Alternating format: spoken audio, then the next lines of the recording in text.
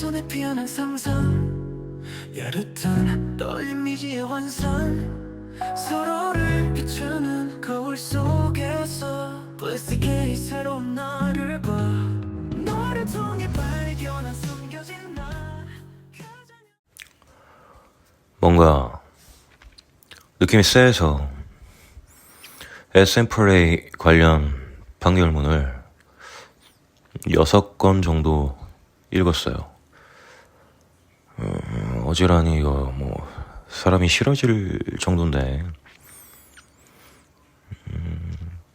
근데 이거 보여주고 싶어도 판결서를 이용해서 사건 광래인의 명예나 평온을 해하는 행위는 금지된다고 하니 일부 캡처라도 공개하기엔 좀 그렇네요.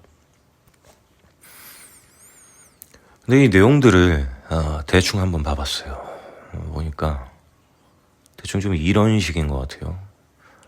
가학적, 지배적 행위가 사전에 이미 이루어진 상태에서 억지로 플레이가 들어갔다가 형사처벌.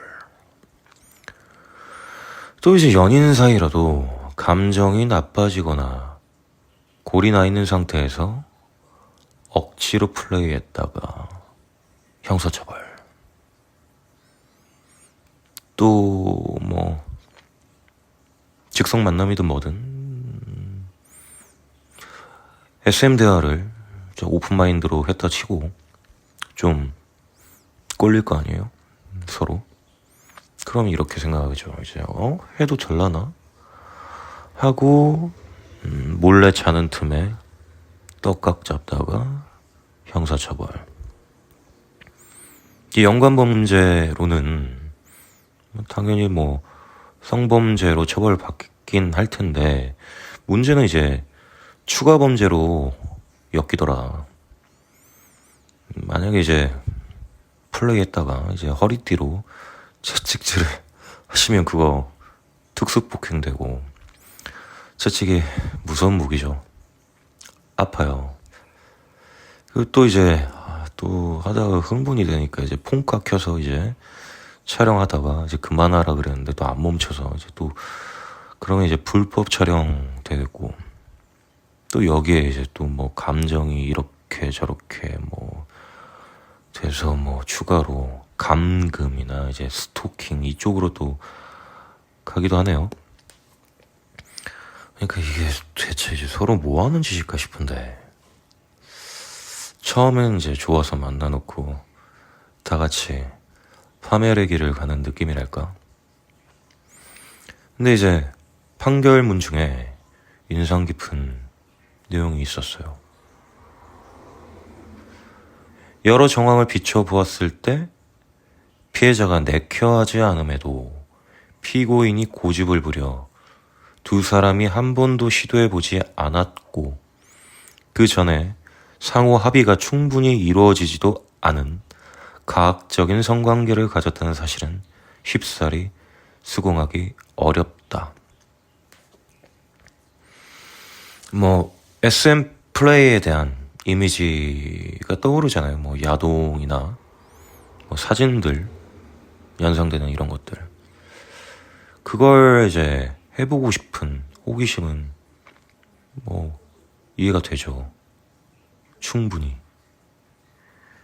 그런데 이제 보통 그 이미지들이 뭐 폭력이나 이제 가혹행위, 마치 또 존엄을 짓밟는 느낌도 드는 게 사실인데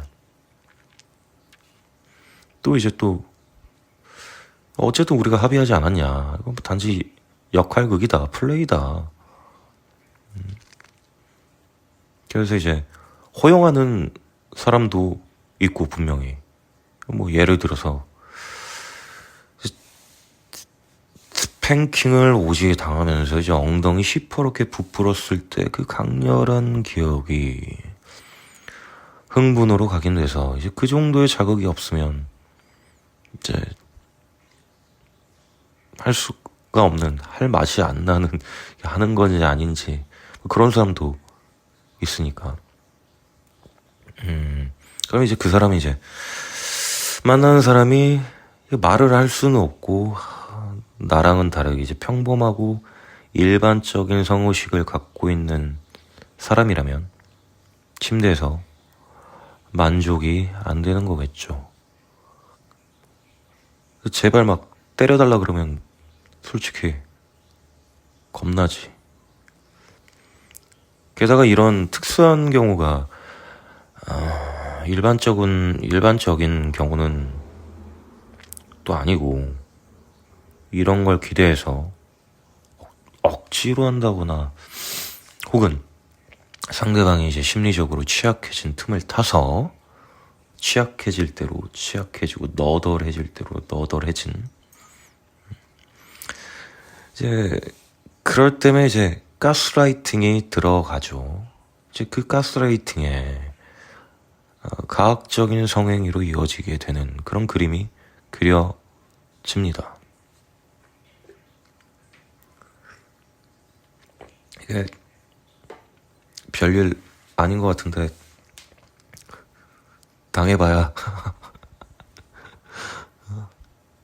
이게 뭐 어떻게 보면 믹스 라이팅이라 믹스 보이스처럼. 어쨌든 근데 여기서 이제 한 발 더 물러나서 솔직히 동의가 정확히 어디가 동의인지 뭔지, 남녀 사이에서 특히 이제 성관계에서는 굉장히 따지기가 까다롭네요. 그 이제 동의의 경계가 모호한 이유로는 첫째로 감정의 복잡성 때문인데요. 이제 연인 관계에서는 뭐 사랑, 의존, 두려움, 분노, 바람, 집착 등 이런 다양한 감정이 얽혀 있을 수가 있죠. 그리고 피해자가 가해자에 대한 감정 때문에 본인도 원치 않는 행위를 용인하게 되는 경우도 많고요. 그리고 두 번째로 명시적 거부와 묵시적 허용 사이의 모호함도 있는데, 이게 하면서 아플 때도 있잖아요. 좀 들어가는데 좀 다른 데를 뭐 아무튼 너무 세게 한다거나, 아무튼 이게 아프다고 말하는 게 이게 지금 성관계 전체에 대한 거부인지, 그냥 이 플레이, 특정 이 플레이 행위에 대한 거부인지 해석이 어렵다. 게다가 과거에 허용했던 행위가 현재 상황에서도 허용된다고 오해할 수가 있죠. 그러니까 예전에 그렇게 했다고 해서 지금 그럴 기분이 아닌데? 근데 이렇게 했다 하면은 또 그것도 좀 그렇고. 그리고 셋째로 이제 SM 관계의 특수성인데요.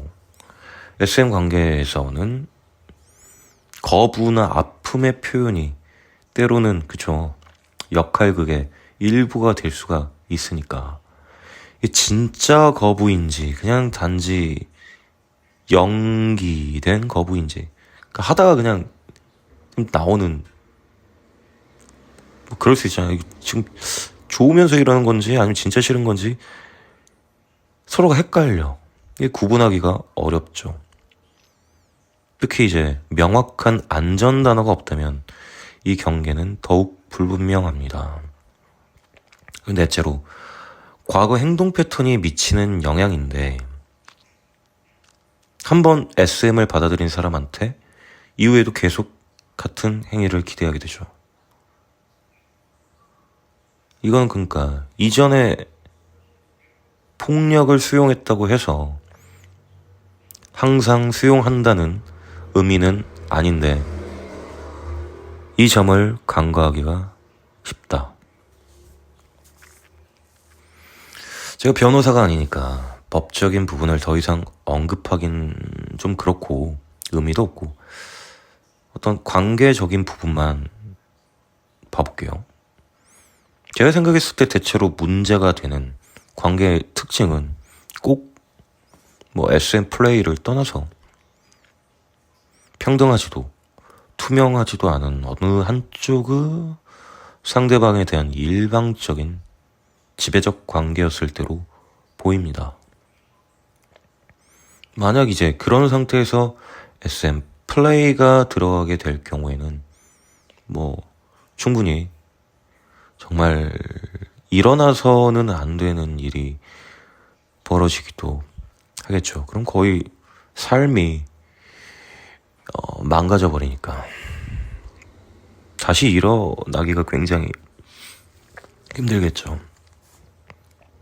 전 그래서 이건 제 생각인데 굉장히 보수적으로 봤을 때 SM 이 플레이를 안 하는 게 낫다고 생각해요. 대신에 이제 뭐 SM 쪽 요소가 가미된 대화를 한다거나 그럼 진짜 솔직하게 서로가 오픈해서 나 이거 원해 너 뭘 원해 이렇게 터놓고 이야기를 하다가 우리 뭐 이거 해볼까? 저거 해볼까? 그럴까? 어떤 느낌인지 한번 볼까? 하는 정도가 마지노선이지 않을까 생각합니다. 제가 우연하게 이제 유튜브 보다가 자료를 봤어요. 뭐 이 자료를 보니까 현재 이제 대한민국 행복 지수가 58위로 상당히 낮습니다. 특히 이제 소셜 서포트하고 이제 프리덤 지수가 매우 낮은데 소셜 서포트는 이제 주변에 나를 격려하거나 지지해주고 이제 뭐 힘들 때 밥 한 끼 같이 먹거나 이제 술 한 잔 먹을 수 있다거나 가볍게 이야기해줄 사람이 없다는 게 되겠고 프리덤을 봤을 때 이제 내가 하고 싶은 대로 뭔가를 할 수 있는 어떤 선택의 자유가 거의 없다고 느낀다고 보면 되겠는데 이 두 가지가 상당히 낮습니다. 어쨌든 이 힘든 시기에 다들 고생이 많으신데 뭐 어쩌겠어. 이제 알아서 우리 모두 작은 즐거움이라도 찾으셨으면 좋겠습니다. 이상으로 마치고 사연 있으신 분들은 metalrabbit@gmail.com으로 메일 주시면 간단한 코멘트와 함께 방송에서 사연 읊어드리겠습니다. 그럼 즐거우세요. 욕망의 그림자 익숙했던 세상이 낯설어져 Shadow reflection